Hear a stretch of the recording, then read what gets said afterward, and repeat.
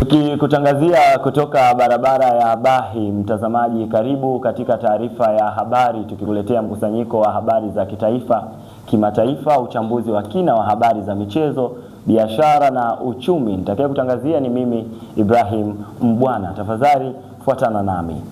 Awali ni kupashe yale yaliyojiri katika muktasari. Mfumo wa ufanyaji kazi kwa vitendo waacha ulizo kwa wanafunzi. Wadau wa maendeleo barani Afrika wakutana kujadili ukuaji wa miji barani Afrika. Na katika michezo, Yanga kukipiga dhidi ya Pamba Jiji. Mtazamaji, vile unayo fursa ya kutufuatilia kupitia kurasa zetu za mitandao ya kijamii kwa anwani ya official_Domeko. Moja kwa moja katika ripoti zetu.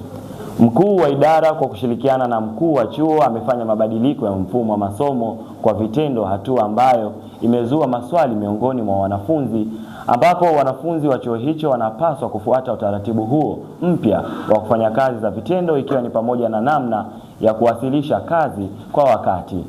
Taarifa ya Christina Malimbo inatujuza zaidi. Na hapa ni katika chuo cha uandishi wa habari na utangazaji Dodoma. Domeko TV imefika katika chuo hichi kufanya mahojiano na mkuu wa idara pia na wanafunzi wa chuo hichi kujua ni zipi sababu hasa zilizopelekea kubadilishwa kwa mfumo wa practical wa zamani na kuwekwa kwa mfumo huu mpya. Je, mfumo huu mpya utaweza kuwabadilisha wanafunzi kitaaluma? Mfumo huu wa TV unataka mwanafunzi afanye kazi kila siku ya TV, na kwa mwezi anaweza akafanya program akaingia ndani ya TV mara moja ndani ya mwezi mzima, lakini tutamtaka kwa siku aje na program 5 kwa ajili ya kupandisha katika social media zetu, lakini hatujamlimit kwamba hizo program zote 5 azifanye ndani ya siku hiyo hiyo. Kwa mfano wa tarehe 9 wafanye program zote 5 ndani ya tarehe 9, hapana. Kuna inside out, zaidi ya game, mdundo na talk show. Anaweza kufanya siku moja kabla au siku 2 kabla ya tarehe yake iliyopangwa. Lakini tunaweka mfumo huu kwa ajili ya kubaini wale wanafunzi wazembe ambao ndani mwishoni mwa semester wanakuja kusaini marks nyingi tofauti na wale ambao wanafanya kazi. Kwa mfumo huu tutamjua nani mzembe, nani sio mzembe, nani anaweza kufanya kazi bora, na huu mfumo unamtaka mwanafunzi afanye kazi bora kwa ajili ya kujitangaza mwenyewe huko katika mitandao ya kijamii. Mambo ya practical kwa upande wangu mimi sijapokea vizuri, kwa sababu kwanza ukiangalia kwamba ni kila siku kwa wanafunzi 10 ambao wamepangwa kama magrupu wanatakiwa wapandishe vipindi vitano kwa wanafunzi wa chuo, licha tu kwamba ni wanafunzi. Ukiangalia pia vifaa ni vichache. Ukiangalia kamera, mtu ukianza kushuti kamera zenyewe zinazima. Alafu ukimwambia mtu kwa siku apandishe hivyo vipindi, vinakuwa nini? Kwa wanafunzi inakuwa ni uongo. Ukiangalia tu na vifaa vilivyopo chuoni. Kwa majina naitwa Yona Chilongola. Kwa upande wangu mimi, huu mfumo uliowekwa mpya wa practical wa makundi, siwezi nikasema ni mzuri au mbaya, kwa sababu bado sijautumia na bado sijapractice, na zamu yangu mimi bado haijafika. Ila kwa wenzetu ambao wameanza, makundi yao yameanza, tumeona wanalalamika sana. Wanasema kwamba huu mfumo ni mgumu, lakini pia unawabana sana. Umeona? Wanataka mfumo ule wa zamani urudi au la. Lakini pia kitu kingine hapo wanalalamika kwa sababu ule mfumo wa zamani ulikuwa unawapa uhuru zaidi wa kufanya kazi, na unawapa uwanda mpana, kwa sababu darasa fulani, kwa mfano 6-2, wanakuwa wanajua kwamba mtu fulani ana cover sehemu fulani, mtu fulani ana cover vizuri sehemu fulani. Kwa hiyo nadhani hicho ndio kitu ambacho kinawachanganya sana kwa sasa hivi. Yes. Umetoka kumsikiliza mkuu wa idara kutoka chuo cha uandishi wa habari na utangazaji Dodoma, akielezea ni sababu zipi zilizopelekea mabadiliko ya mfumo wa ratiba za practical katika chuo chao. Lakini pia umesikiliza maoni ya wanafunzi ni jinsi gani walivyoweza kupokea mabadiliko ya mfumo huo wa ratiba katika chuo chao. Nikiripoti kutoka chuo hichi cha Dodoma Media College, Christina Malimbo, Domeko TV. Shukrani sana Christina Malimbo kwa taarifa hiyo. Baadhi ya watumiaji wa usafiri wa bajaji na bodaboda wameeleza kuwa kupanda kwa bei za mafuta nchini zimeendelea kupelekea mfumuko wa bei za nauli katika usafiri unaotumia, hali ambayo imepelekea gharama za maisha kuwa juu. Taarifa ya Dominic Msemwa inatujuza zaidi. Ni siku 9 tangu mamlaka ya udhibiti wa huduma za nishati na maji EWURA kutangaza ongezeko la kikomo cha bei ya mafuta nchini. Hapa jijini Dodoma hali inatajwa kuwa si shwari kwa watumiaji wa usafiri huo. nikimchukua mtu kama hapa, nimepata kazi, labda mtu wa hapa kanambia bwana mchukue mtu hapa sasa hivi, mchukue mtu wa bodaboda na nakuja kulipa mimi, si ndio? Ukimwambia aende kule ananiambia 10,000. Kwa kiasi kidogo si sawa, lakini ni sawa kwa sababu ya hivyo vita. Ingekuwa mafuta ya kwetu tunatoa hapa kwetu tungesema hapa si sawa. Kwa upande wa pili, wa shilingi wanadai kuwa hali ya biashara imekuwa yavuta ni kuvute. Ndio hivyo, kuelewa anaelewa, ila lakini inawachukua muda. Yaani mtu anapanda bado ananungunika yani. Sio kwamba yani anapanda basi anafurahia, bado yani anapanda yupo ananungunika. Lakini je, kipi kifanyike kuipata hauheni ya janga hili? Mashirika ambayo yanahusika, huu ndo wakati wake kunusuru janga la mafuta dunia nzima, sio tu upande wetu sisi kwetu, kwa sababu hili janga ni shakwa la watu wote. Baadhi ya vitu viangaliwe huko kwenye system, viangaliwe kipi kinatolewa, kipi hakitolewi. Dr. Benedict Mwakabongo ni mhadhiri wa uchumi chuo cha biashara ndaki ya Dodoma. Hapa anatoa ushauri. Vyombo vyetu vya usafiri viondoke kutegemea nishati moja ya mafuta, badala yake sasa tuweze kutumia pia nishati ya gesi. Tunapoongelea fiscal policy unaongelea matumizi ya serikali, lakini pia kodi. Kwa hiyo inaweza kaangalia kodi namna gani ya kurekebisha ili kupunguza hayo makali. Dominic Msemwa, Domeko TV. Kando ripoti hiyo, na sasa tusonge mbele. Baadhi ya wafanyabiashara katika soko la Machinga Complex na kando ya soko hilo wameuomba uongozi wa soko kuwachukulia hatua baadhi ya mamalishe ambao wanafanya shughuli zao katika mazingira yasiyozingatia usafi. Ripoti ya Zaituni Mohamed inatufahamisha kwa kina. Soko la Machinga ni miongoni mwa masoko yaliyopo katikati ya jiji la Dodoma yanayojumuisha makundi mbalimbali ya wafanyabiashara, mathalani wauza nguo, maafisa usafirishaji na mamalishe. Kama ilivyokuwa ada, penye wengi kuna mengi. Baadhi ya wafanyabiashara hapa Machinga wanalia na suala la usafi kwa baadhi ya mamalishe katika soko hili. Bana, jukumu la usafi ni la kwetu wote. Sisi wenyewe unajua utakiwa kwenda tu kila mgawa.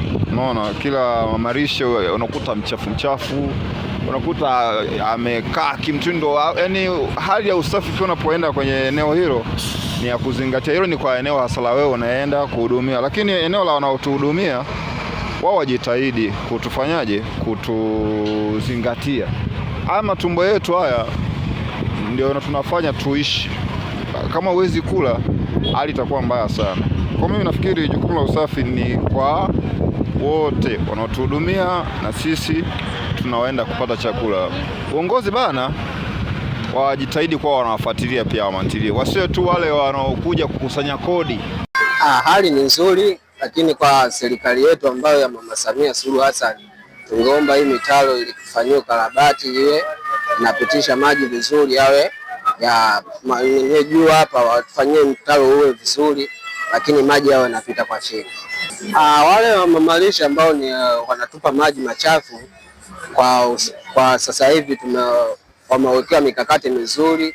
Yale maji machafu wana sehemu maalum ya kuyatupa, lakini maji masafi ndio unakuta yanapita hapa kwenye mitaro ambayo unayoona hapa mbele hapa.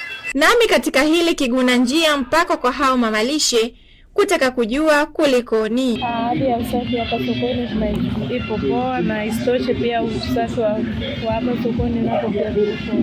Kiukweli kipindi mvua inanyesha, mitaro kweli yoga inatoa maji machafu, isitoshe matakataka yanatoka vioni, ndio hivyo inapita hapa, inatusababisha yani inaonekana kama material ndio tunasababisha kwa uchafu, kumbe hapana.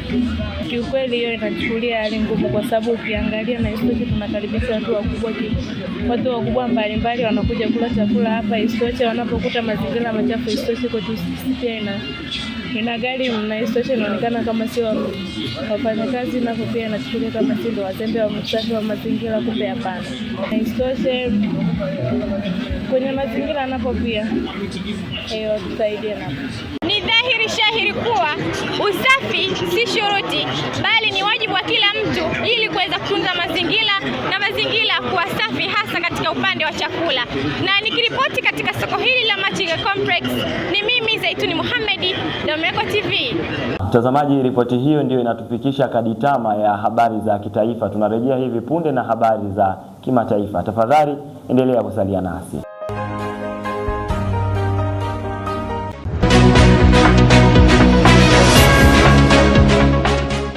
Asante kwa kuendelea kuichagua Domeko TV. Zifuatazo sasa ni habari za kimataifa. Wadau wa maendeleo barani Afrika wamekutana katika jiji la Nairobi nchini Kenya kujadili ukuaji na maendeleo ya miji mbalimbali barani Afrika. Ripoti mseto ya Elizabeth Nkwabi ina mkusanyiko wa habari za kimataifa.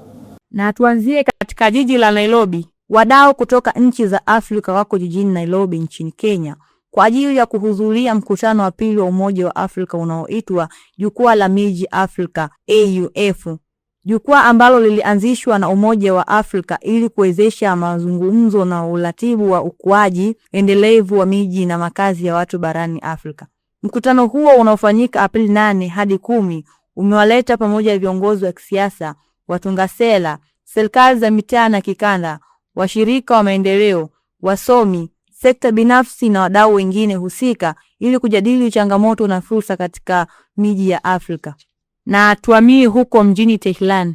Baada ya rais wa Marekani Donald Trump kutangaza rasmi amesitisha mashambulizi kuelekea Iran, na Iran nayo imetangaza rasmi mlango bahari wa Hamas utafunguliwa kwa muda wa wiki mbili. Katika taarifa iliyotolewa jijini Tehran Aprili 7, 2026, waziri wa mambo ya nje wa Iran Said Abbas alisema Iran ipo tayari kusitisha operesheni zake za kivita dhidi ya Marekani ikiwa mashambulizi dhidi ya Iran yatasitishwa. Hatua hiyo imekuja baada ya juhudi za diplomasia kutoka kwa waziri mkuu wa Pakistan Shehbaz Sharif na mkuu wa majeshi wa Pakistan Asim Munir ambao walisimamia mazungumzo kati ya Iran na Marekani. Niliyekuletea habari hizi za kimataifa ni mimi Elizabeth Nkwabi, Domeko TV. Mwisho wa habari za kimataifa. Hivi punde ni habari za michezo. Tafadhali endelea kusalia nasi.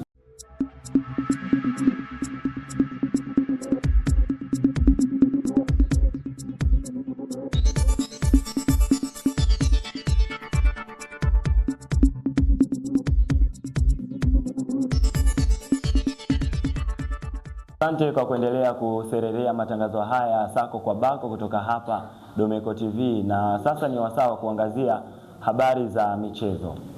Wadau wa soka jijini Dodoma wametoa maoni yao kuhusu mchezo wa Pamba Jiji dhidi ya Dar es Salaam Young Africans. Hapo ni mwendelezo wa michezo ya NBC Premier League. Mwanamchezo wetu Amina Mbaga ndiye mwenye ripoti hii. Wakati ligi kuu ya NBC Premier League ikiwa inaendelea, wadau wa soka jijini Dodoma watoa maoni yao kuhusu mchezo wa Yanga dhidi ya Pamba Jiji na mwendelezo wa ratiba ya michezo ya leo. Kwa kweli mchezo wa jana ulikuwa ni mchezo mzuri. Tuliwazidi kila idara pande zote mbili. Ile mechi tuseme kwa kweli tulikuwa tumejiandaa na tujipania kwamba tutashinda. Japo wanadai kwamba wapinzani wanadai kwamba ile ni taireti, lakini haya ni maneno tu ya propaganda kila siku ishazoea. Huu bingwa ni kwetu inaeleweka. Sasa hivi tumeacha wapinzani wetu point 3. Na bado tunawadai point 3 za kwao. Tuna pale point 3 muhimu lazima tuchukue kwao. Kiacha hizo timu nyingine. Kwa hiyo mpaka hapo tu sisi tunahesabu tayari ni mabingwa tena kwa mara ya 5. Ninavyoelewa kwamba Simba anakuaga na mechi ngumu siku zote. Na hajawahi kukutana na mechi yoyote akisema ni mechi yake nyepesi. Kwa hiyo najua ni mechi ngumu, ila na matumaini naondoka na alama 3. Kama Geto kaje, sembuse kumfuata kwake. Waamuzi inabidi wawe makini na kazi yao na watende haki. Maana mpira ni kama vita. Ila baada ya vita ni amani. Kwa hiyo ni mpira, kama mimi shabiki wa Simba ni napenda sana kuangalia mpira burudani. Hata kama leo hii nikaja nikabebwa, ila mimi nitazungumza ukweli. Napenda mpira mzuri. Ila nikiwa nimebebwa nitaongea tu nimebebwa. Ila hakika naupenda mpira uliokuwa mzuri. Hayo ndiyo maoni ya wadau wa soka jijini Dodoma kuhusu michezo ya leo ligi kuu Tanzania bara. Nikiripoti kutoka hapa jijini Dodoma, mimi ni Amina Mbaga wa Domeko TV. Mtazamaji, ripoti ya michezo inatufikisha kaditama. Nikujuze tena yale yaliyojiri katika muktasari kwa siku hii ya leo.